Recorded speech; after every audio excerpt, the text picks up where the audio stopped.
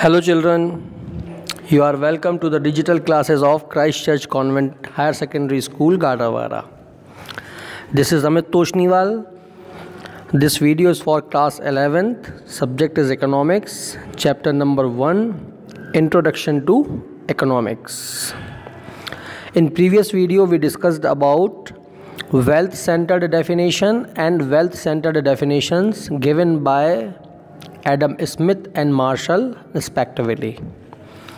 Okay, in this video we shall continue with some more definitions of economics given by different economists.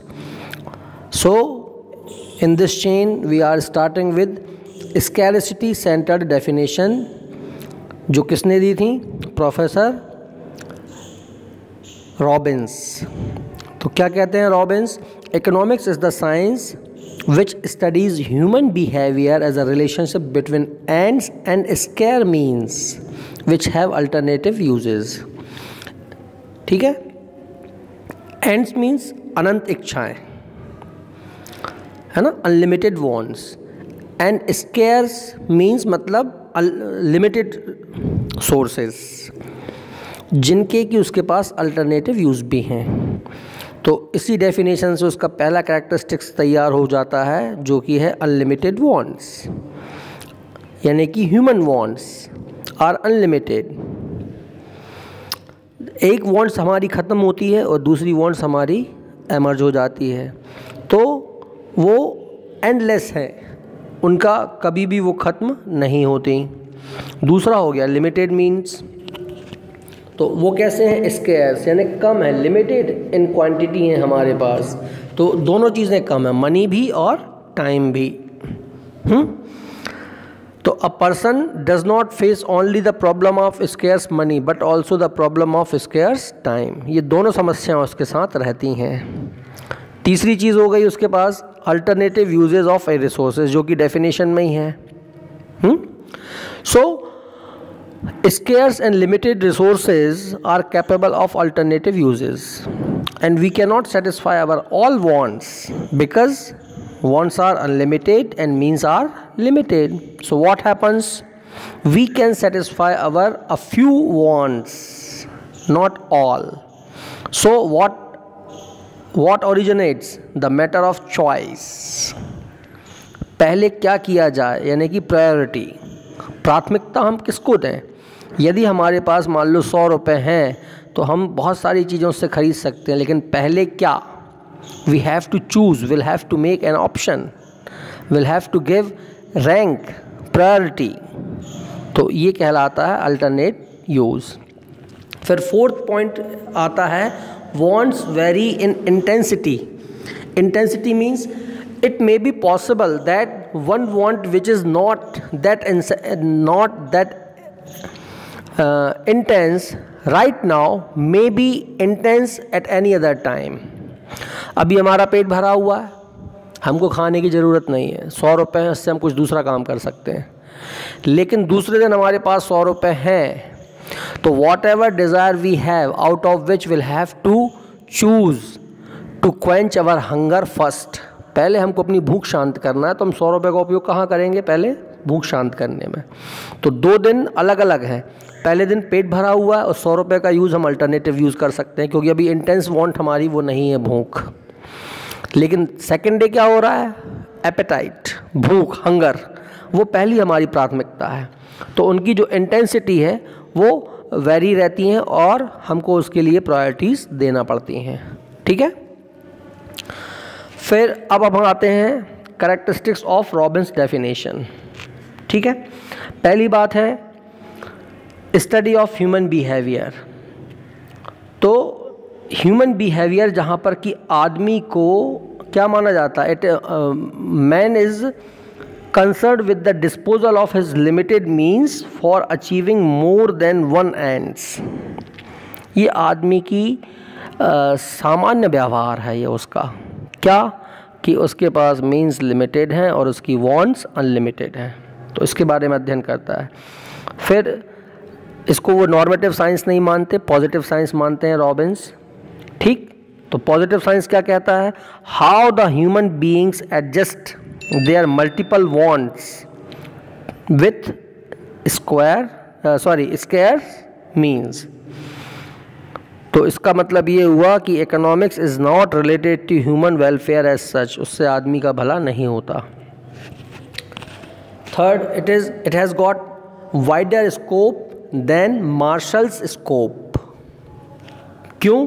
क्योंकि इसमें जो aspect लिया गया है वो ह्यूमन बिहेवियर का है एज अ वोल, जिसमें कि सोशल भी हैं और आइसोलेटेड पर्सन भी हैं, जबकि मार्शल केवल किसको लेता है? सोशल एनिमल, मतलब कि सोशल मैन को मानता है, वो आइसोलेटेड को नहीं लेता। तो इसका स्कोप जो है वो वाइडर है। यूनिवर्सली एक्सेप्टेड, रॉबिन्स कहता है economics holds good under barter as well as under money exchange, under individual as well as social human conduct, under capitalist as well as socialist society, यानी ये हर कहीं पर ये इम्प्लीमेंट होता है। तो इसके जो लॉ हैं वो ठीक वैसे ही है जैसे कि लॉज ऑफ लाइफ हैं, हाँ, जो कि लीगल हैं, पॉलिटिकल फ्रेमवर्क के अंतर्गत आते हैं। इसलिए ये जो डेफिनेशन है वो यूनिवर्सली रिकॉग्नाइज्ड है और एक्सेप्टेड की जाती है। पांचवी बात आ गई अल्टरनेटिव यूजेस ऑफ रिसोर्सेज, जिसके बारे में अपन पहले बात कर चुके हैं।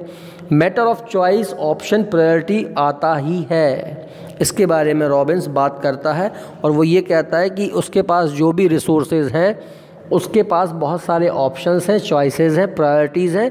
वो उसको एक रैंक में या ऑर्डर में पहले उसको सीरियलाइज करेगा, उसके बाद फिर वो उनको बदलेगा। लास्ट पॉइंट फिर से जो है वो रिपीटेड हुआ है। अनलिमिटेड वांट्स, जैसे ही एक वांट्स हमारी ख़त्म होती है दूसरी वांट्स तुरंत सामने आ जाती है। एक चीज़ से हम फ्री हुए नहीं कि दूसरी चीज़ शुरू हो गई। ठीक है, तो रॉबिन्स कहता है economics is the science of scarcity, यानी कमी का सिद्धांत है। अब कमी किस चीज़ के लिए है? इच्छाओं की पूर्ति के लिए।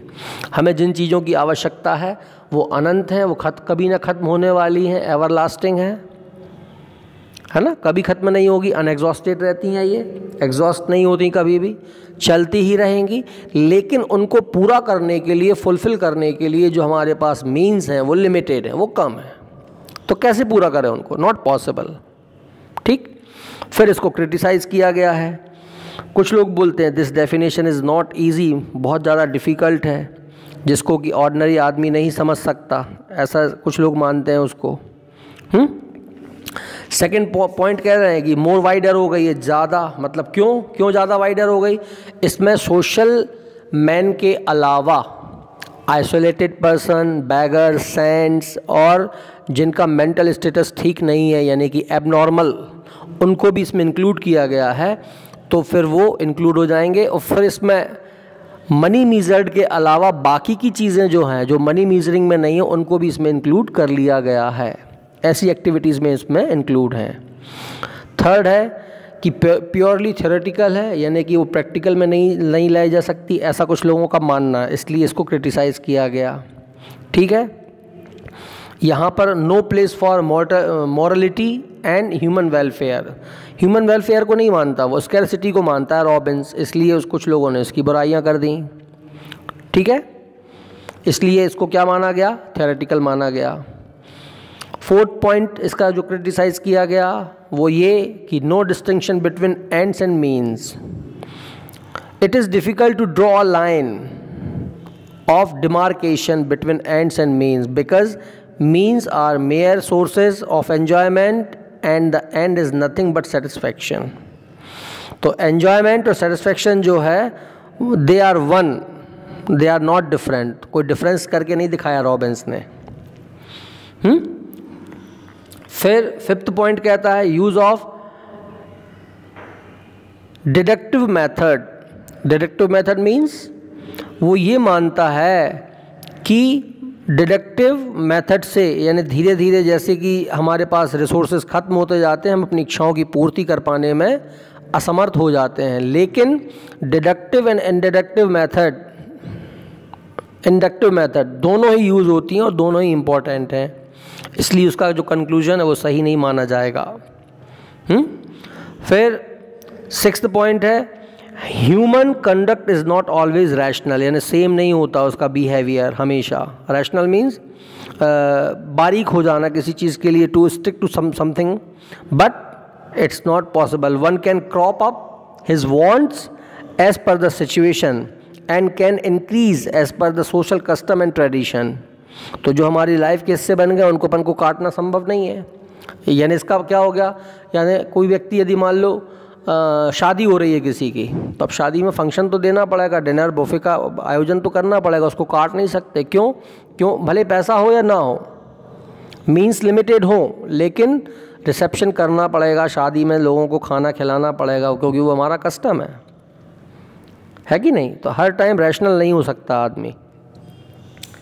7th पॉइंट है इसका जो क्रिटिसाइज़ किया गया है, वो है no place to human welfare. Human welfare has given no importance in Robbins' definition. So he is not appreciate this end of human activities, and he accepts that the end of human behavior was to get maximum satisfaction by use of limited resources at one's disposal. कैसे भी करके satisfaction attain कर लो बस, भले ही वो harmful क्यों ना हो आदमी के लिए। इच्छा है उसकी पूर्ति कर लो बस, उसकी प्रायोरिटीज़ में रख लो उसको, और जो पहले उस क्रम में आ रही हो उस इच्छा की पूर्ति कर लो। मतलब यदि शराब पीने का मन हो रहा है और यदि वो प्रायोरिटी में है तो शराब पी लो, ये मत सोचो कि उससे तुम्हें फ़ायदा होने वाला है कि नुकसान, हार्मफुल हो सकती है तुम्हारी हेल्थ के लिए, है ना, तुम्हारे सोशल स्टेटस के लिए, लेकिन बस सेटिस्फेक्शन अटेन कर लो, ऐसा वो मानता है। तो उसमें आदमी का वेलफेयर नहीं हुआ, भला नहीं हुआ, कल्याण नहीं हुआ किसी तरीके से। पॉजिटिव साइंस अकेला मानता है, जबकि वो दोनों हैं, पॉजिटिव भी है और नॉर्मेटिव साइंस भी है। अंडरस्टैंड। फिर नेक्स्ट आपको टेबल में दिख रहा है difference between definition of marshals and Robbins. तो मार्शल और रॉबिन्स की जितनी भी कैरेक्टरिस्टिक्स हमने फर्स्ट और सेकंड वीडियो में एक्सप्लेन की हैं, उनको यदि हम सीरियल वाइज लिख देंगे दोनों तरफ तो उनका डिफरेंस तैयार हो जाएगा आपके पास में। ठीक है, तो वही ग्राउंड्स अपन ले लेंगे उनके। कौन कौन से? ईजीनेस, मार्शल की डेफिनेशन सिंपल और क्लियर है, जबकि रॉबिन्स की डिफ़िकल्ट है। एक्टिविटीज़, मार्शल केवल economic activities of ordinary man लेता है और रॉबिन्स दोनों लेता है, ह्यूमन बिहेवियर को भी देखता है वो। क्लासिफिकेशन,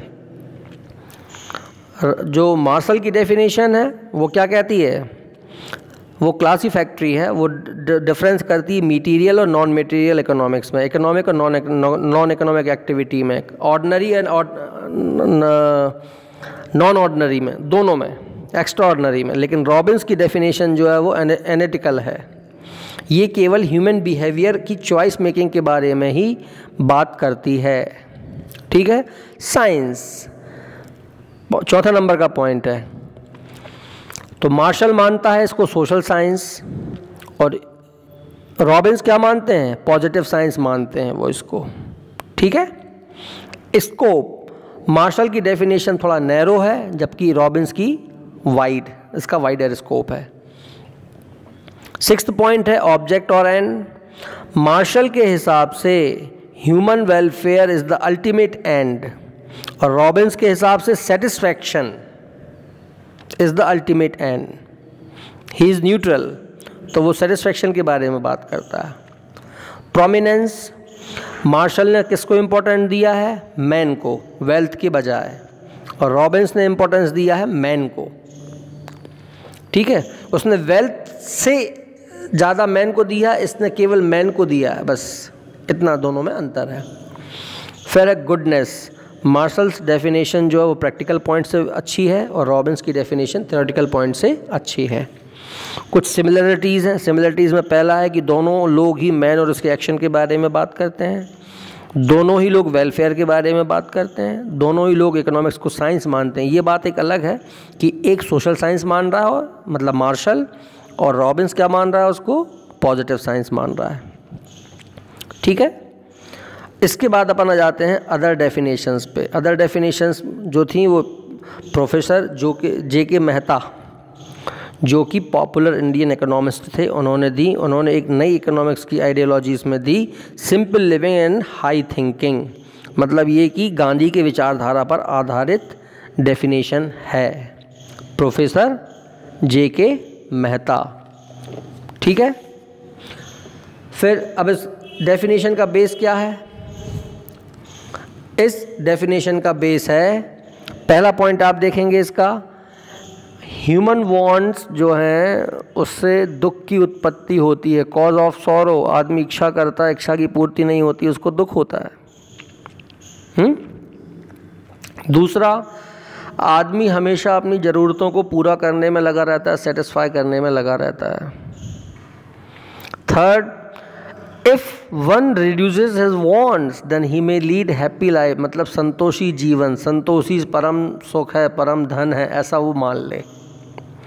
एंड फोर्थ, यदि मान लो इकोनॉमिक्स में वो अपनी वांट्स को रिड्यूस कर ले, सेटिस्फेक्शन पावर को, मतलब जो उसकी इच्छा है उसको रिड्यूस कर ले, तो ऐसी स्थिति आ सकती है जबकि पूरे समाज में वांटलेसनेस की स्थिति आ जाएगी। लेकिन ये सही नहीं होगा। यदि वांटलेसनेस की स्थिति आ जाएगी, यानी आदमी कुछ भी चाह नहीं करेगा, तो जो इकोनॉमिक साइकिल है वो क्या होगा? रुक जाएगा, थम जाएगा और कुछ भी संभव नहीं होगा। फिर आदमी करेगा ही क्यों? जब उसकी इच्छाएं समाप्त हो गई तो जो आर्थिक चक्र है वो रुक जाएगा। इसलिए इसको क्रिटिसाइज किया गया। ठीक, तो पहली उसका जो क्रिटिसाइज हुआ वो क्या हुआ? बेस्ड ऑन फिलॉसफी, है ना। फिलॉसफी है, केवल ये एक कहना चाहिए दर्शन है जो कि संभव नहीं है। आदमी की आवश्यकता, वो कुछ भी इच्छा नहीं करेगा तो भूख की इच्छा तो करेगा, अपनी सुरक्षा की इच्छा तो करेगा। ऐसा संभव नहीं है कि आदमी की इच्छाएं समाप्त हो जाएं। इट्स क्वाइट इम्पॉसिबल, है ना। तो ये फीजिबल नहीं है, रियलिस्टिक नहीं है ये। फिर दूसरा इसकी जो क्रिटिसाइज़ किया गया है, मैक्सिमम सेटिस्फैक्शन जो है वो वांट्स को मिनिमाइज़ करके अटेन नहीं किया जा सकता। यदि हम अपनी वांट्स को मिनिमाइज़ कर देंगे तो मैक्सिमम सेटिस्फैक्शन पॉसिबल नहीं है, क्योंकि हमारे अंदर उस बात की कसक रह जाएगी। That will tease you, that will tease a man. ये पूरा नहीं हुआ, ये नहीं हुआ, ये नहीं हुआ, तो उसको सेटिस्फैक्शन कहाँ रहेगा? Then also he will suffer, he will be under the state of sorrow, तब भी तो वो दुखी रहेगा। इसलिए इसकी बुराई की गई। फिर तीसरा पॉइंट जो है, retardation of economic development. Retardation मतलब ठहराव आ जाना, रुक जाना। जब सारी चीज़ें मिनिमाइज़ हो जाएंगी, वांट्स जो होंगी वो उनको मिनिमाइज़ कर लेंगे, तो इकोनॉमिक एक्टिविटीज़ क्यों करेंगे? एफर्ट्स रुक जाएंगे उसके लिए। और जब इकोनॉमिक एक्टिविटी रिड्यूस हो जाएंगी तो इकोनॉमिक प्रोग्रेस या डेवलपमेंट भी नहीं होगा, नेचुरल। ठीक है। फोर्थ पॉइंट है, इमेजिनेशन ऑफ आइडियल मैन। संभव नहीं है ये आदर्श पुरुष की स्थापना। समाज में ऐसे ही ऐसे लोग हों जो कुछ किसी चीज़ की चाह ना करें। It's not possible at all. सारे लोग संत बन जाएंगे तो फिर बसंत कैसे रहेगा समाज में? Not possible. सोसाइटी में जो ग्रीनरी है, जो इकोनॉमिक पेस है, what will happen? That pace will be stopped, retard, not possible at all. फिर assumptions of normative science. Mehta ये मानते हैं, मतलब जिन्होंने ये डेफिनेशन दी है मेहता जी ने, उनका क्या कहना है? Economics is a normative science which is more close to ethics. तो इकोनॉमिक्स की जो गतिविधियाँ होती हैं वो एथिक्स पर बेस्ड नहीं होती। आटे में नमक के बराबर बेईमानी तो हर व्यापारी करेगा, एम्प्लॉय भी करेगा, तो एथिक्स कहाँ गया? कहीं नहीं। तो ये जो नोशन है, ये जो आइडिया है, this is quite wrong and it is not a perfectly normative science, it is a positive science also, जैसा कि मार्शल और रॉबिन्स कहते हैं, है ना। फिर दूसरा है, नेक्स्ट पॉइंट तुम्हारा इसमें आ रहा है, इनडिस्क्रिमिनेटिव व्यू। तो इनडिस्क्रिमिनेटिव व्यू में वो क्या कहते हैं? Mental equilibrium of a person always influenced by external forces. ऐसा हमेशा नहीं होता कि बाहरी फैक्टर ही आदमी की इच्छाओं को जागृत करें। उसकी स्वयं की अपना एक आकार है, स्वरूप है, साइज़, मतलब उसका अपना एक एटर्निटी, उसका अपना एक वजूद, एग्जिस्टेंस होता है हर व्यक्ति का। तो केवल वो बाहर की चीज़ों को देखकर इच्छा नहीं करता कि मेरे पास भी ये हो। मतलब यदि वो किसी को आलू बंडा खाते देख रहा है तो उसका मन ये नहीं होगा कि मुझे भी आलू बड़ा खाना है। देखकर ही इच्छा होगी ऐसा नहीं है, कभी उसका मन खुद का भी कह सकता है। तो सारी इच्छाएं जो हैं वो एक्सटर्नल फोर्स से जन्म नहीं लेती, अंतः प्रक्रिया से भी वो इच्छाओं का जन्म होता है। स्कोप ऑफ, लास्ट पॉइंट इसका जो है वो है scope of economics narrowed. It is clear and cut, clear cut बात है कि जो मैक्सिमम प्लेजर की वो बात करते हैं मैक्सिमम सेटिस्फेक्शन की जगह, ऐसा समाज में कोई व्यक्ति नहीं चाहता। ठीक है, इससे एक डिस्प्यूट खड़ा हो रहा है और हम जो प्लेजर को इंटरप्रीट करेंगे तो प्लेजर किस चीज़ से मिलेगा? सेटिस्फेक्शन अटेन होने से ही मिलेगा, उसके अलावा कभी नहीं मिल सकता, असंभव है वो। प्लेजर मीन्स आनंद की अनुभूति। तो आनंद की अनुभूति कब होगी? जब हमारी इच्छाएं धीरे धीरे शांत हो जाएंगी। और शांत कब होंगी? जब वो पूरी हो जाएंगी। तो उनको पूरा करने के लिए क्या चाहिए? सोर्सेज, है ना। तो इसलिए जो इनकी जो डेफिनेशन है वो नैरो सेंस प्रोवाइड करती हैं। ठीक है, नेक्स्ट वीडियो जो आएगा उसमें अपन पढ़ेंगे ग्रोथ सेंटर्ड डेफिनेशन। अभी आपको क्या करना है, जो डेफिनेशंस हैं रॉबिन्स की, उसकी कैरेक्टरिस्टिक्स लिखना है आपको अपनी फेयर नोटबुक में, डिफरेंस लिखना है और मेहता इसकी जो क्रिटिसाइज़ है वो आपको लिखना है। ठीक है, थैंक यू।